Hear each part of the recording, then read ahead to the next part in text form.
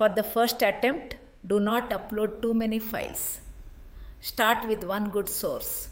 For blood grouping and cross matching, the source may be a PPT, class notes, lab manual, SOP, or textbook extract. Once the source is uploaded, Notebook LM can help us create revision material based on that source.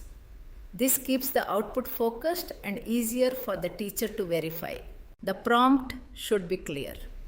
We can ask Notebook LM, based only on the uploaded source, create a student revision pack on blood grouping and cross-matching for allied healthcare undergraduate students.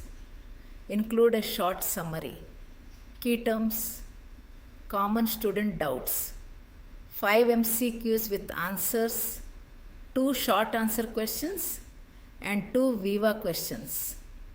This type of prompt tells the tool exactly what output we need. The prompt should be clear.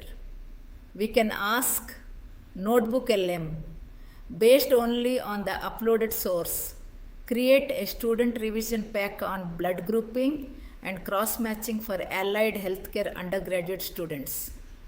Include a short summary, key terms, common student doubts, 5 MCQs with answers, 2 short answer questions, and 2 viva questions.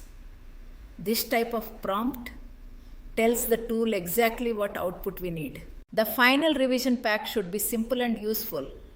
It can include a short summary for quick revision, key terms and definitions, common student doubts, MCQs with answers, short answer questions, and viva questions. For a topic like blood grouping and cross matching, this can help students revise the theory, understand the lab relevance, and prepare for both written exams and practical viva. Before sharing the revision pack with students, the teacher must review it. Check whether the content is scientifically correct, suitable for the student level, aligned with the curriculum, and free from misleading simplification. Also check whether any important point is missing. Notebook LM can prepare the draft, but the final academic responsibility remains with the teacher. This is very important in healthcare teaching.